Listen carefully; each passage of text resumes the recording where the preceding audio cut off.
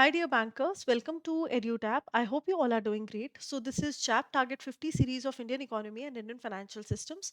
Today, we are going to do union budget और ये है 29th इस टारगेट 50 सीरीज का।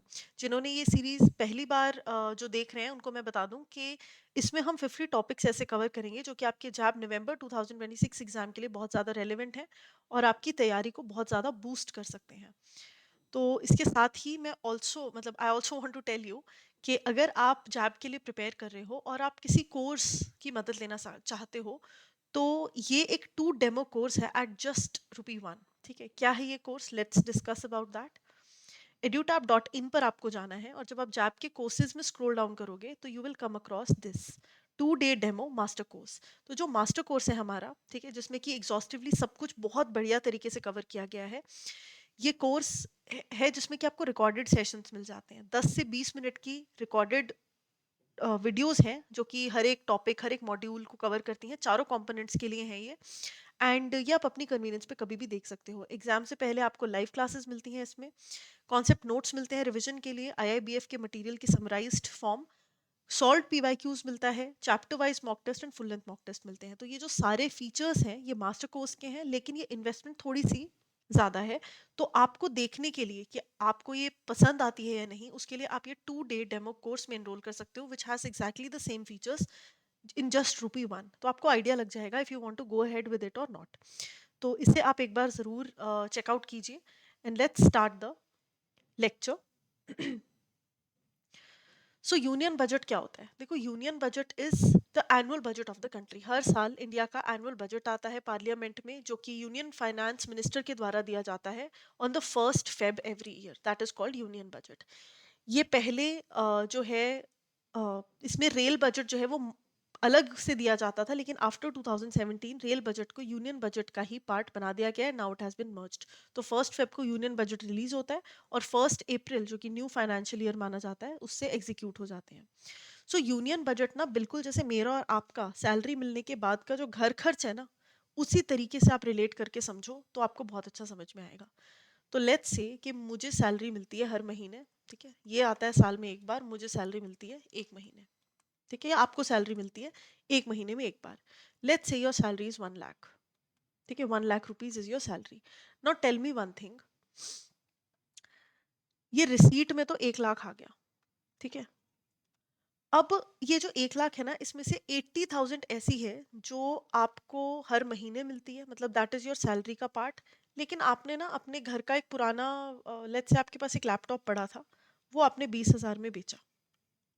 ठीक है, तो एक ऐसी इनकम जो आपको हुई, ठीक है, लेट्स से एक ऐसी इनकम आपको हुई जो आपको हर महीने नहीं होती, लेकिन उसने आपकी इनकम तो बढ़ाई ना।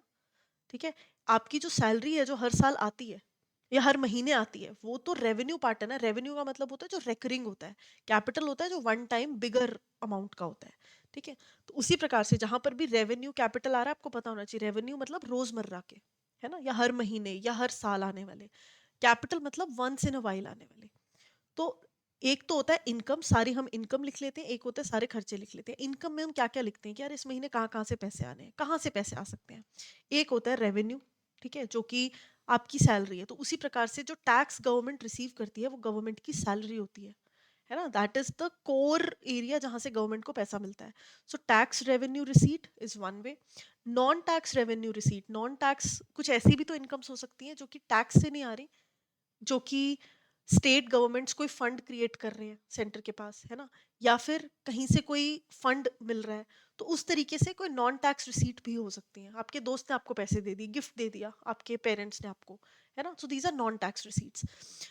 अब उसमें से कैपिटल वाली कौन सी है ना। लेट्स से आपके पेरेंट्स आपको अभी भी, है ना, माँ बाप के लिए तो बच्चे बच्चे ही होते हैं, तो पेरेंट्स आपको हर महीने अभी भी 5,000 रुपये देते हैं कि लो बेटा आप अपने हिसाब से खर्च करो। तो कहने की बात ये है कि ये नॉन टैक्स है ना, ये आपका कोर सैलरीड इनकम नहीं है, लेकिन ये साइड से हर महीने जनरेट हो रही है।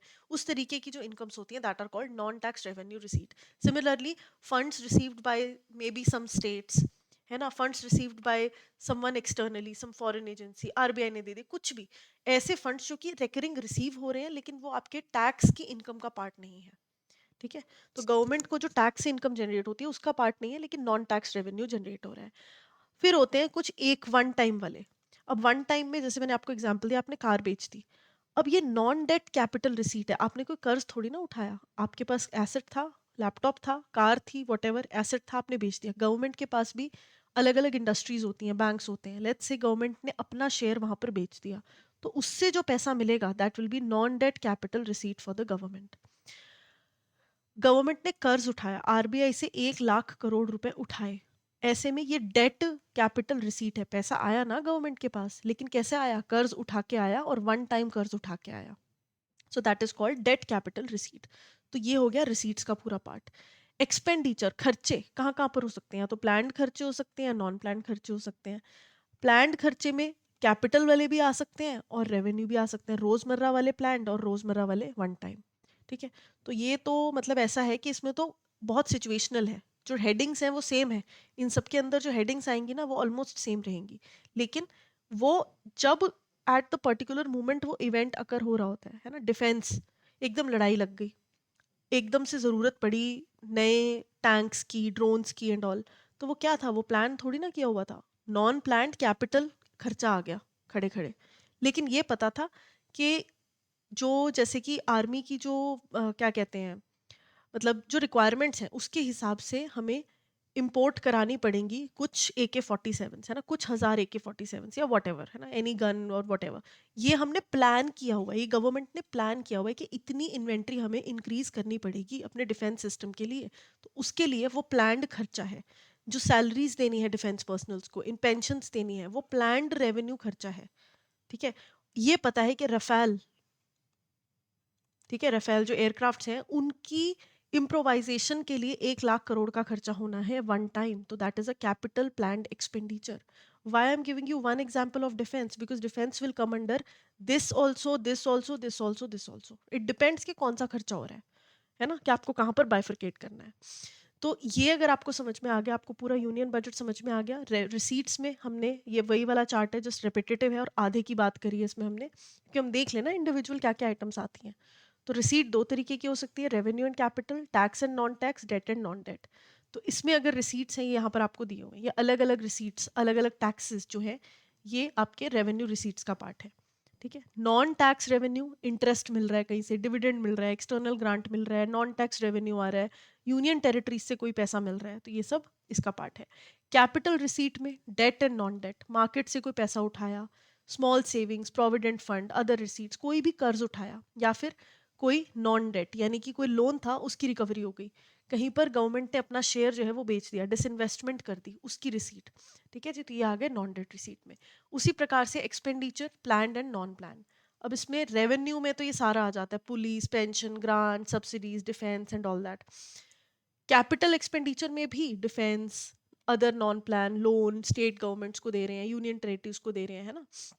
प्लान में आ जाता है सेंटर के लिए आपने क्या प्लान किया है और स्टेट एंड यूनियन टेरिटरीज के लिए क्या प्लान किया है, तो उसमें अलग अलग हेडिंग्स में सब कुछ आ जाता है। तो आपको ये जो मेन मेन चीज़ें हैं ना, उनके हेडिंग्स याद रखो, बाकी सिचुएशनल है, कॉन्सेप्ट आपको पता होना चाहिए कि क्यों हमने किस चीज़ को कहाँ पर प्लेस किया है। फिर आ जाता है डेफिसिट कॉन्सेप्ट। डेफिसिट का मतलब होता है आपके पास इनकम है 100 रुपए, लेकिन आपका खर्चा हो रहा है 150 रुपए, तो ये जो 50 रुपए आप नेगेटिव में चल रहे हो ना, दिस इज कॉल्ड डेफिसिट। तो गवर्नमेंट का भी ऐसा ही है। चार तरीके के डेफिसिट्स हैं जो गवर्नमेंट फेस करती है। फर्स्ट इज रेवेन्यू डेफिसिट, जब रेवेन्यू खर्चे, रोजमर्रा के खर्चे रोजमर्रा के रिसीट से बहुत ज्यादा हो जाते हैं, that is called revenue deficit.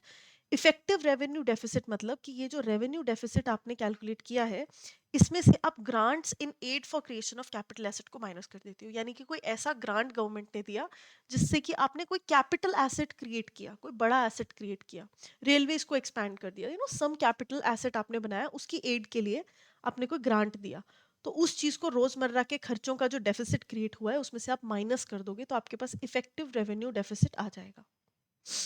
Fiscal deficit मतलब सारे के सारे एक्सपेंडिचर माइनस सारे के सारे खर्चे, उसमें जो आपका एलिमेंट आएगा, बोरोइंग यहाँ पर इंक्लूड नहीं करी जाएगी। ठीक है, कर्ज जो गवर्नमेंट ने उठाया उसको हटाकर सारे खर्चे माइनस सारे इनकम, तो जो नेगेटिव में अमाउंट आएगा that is called fiscal deficit. इसमें रेवेन्यू एंड कैपिटल दोनों खर्चे एंड दोनों इनकम्स इंक्लूड करी जाएंगी। फिस्कल डेफिसिट में से आप इंटरेस्ट पेमेंट माइनस कर दोगे तो आपके पास प्राइमरी डेफिसिट आ जाएगा। क्यों? क्योंकि बोरोइंग हमने एक्सक्लूड कर दी, तो यहाँ पर जो बोरोइंग के लिए इंटरेस्ट पेमेंट गवर्नमेंट कर रही है उसको भी एक्सक्लूड करना पड़ेगा। तो फिजिकल डेफिसिट में आपके पास जब आप माइनस कर देते हो इंटरेस्ट पेमेंट तो you get primary deficit and this is all about your union budget.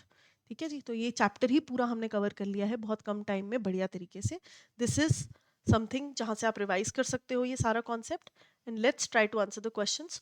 Who presents the union budget in the parliament? कौन प्रेजेंट करता है? Union finance minister. बी, अब प्रेजेंटली कौन है? Miss Nirmala Sitharaman. Which of the following is a capital receipt? ठीक है, बड़े वाले वन टाइम रिसीट कौन सी है? Tax revenue? बिल्कुल भी नहीं। Non tax revenue, disinvestment receipt या फीस एंड फाइन? तो सबसे ज्यादा अच्छा इसे डिफाइन करता है डिसइन्वेस्टमेंट रिसीट्स, है ना। नॉन टैक्स रेवेन्यू तो रेवेन्यू का पार्ट हो गया ना। डिसइन्वेस्टमेंट रिसीट मतलब गवर्नमेंट के पास कुछ था जो उन्होंने बेच दिया, तो वहां से पैसा आया है one time. Primary deficit is calculated as physical deficit minus interest payment, अभी अभी हमने किया recent, so A is the correct answer. So इसके साथ ही जस्ट सेकेंड या सो इसके साथ ही हमने बढ़िया तरीके से ये टॉपिक कवर कर लिया है। Now let me tell you कि edutap.in पर जाकर आप सिर्फ मास्टर कोर्स ही नहीं और बाकी के कोर्सेज हैं उनको भी चेकआउट कर सकते हो। टेस्ट सीरीज मिल जाएगी अगर आपको सिर्फ और सिर्फ प्रैक्टिस करनी है तो। लाइव क्रैश कोर्स मिल जाएगा अगर आपको लाइव क्लासेस के थ्रू सब कुछ कवर करना है, जिसमें कि 60 लाइव क्लासेस के थ्रू हम कवर करेंगे एंड 15 क्लासेस पर कंपोनेंट दी जाएंगी, 2 घंटे की हर एक क्लास होगी। Early morning and let evening will be the timings. तो ये सारे फीचर्स यहाँ पर आपको मिल जाएंगे and individual master courses also available. अगर आपको कोई एक पर्टिकुलर सब्जेक्ट करना है तो उसके लिए भी आपके पास मास्टर कोर्सेज यहाँ पर अवेलेबल है।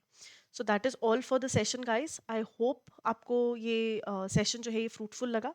If you have any more queries, you can reach out to us on the given information. I will see you in the next session. Thank you so much.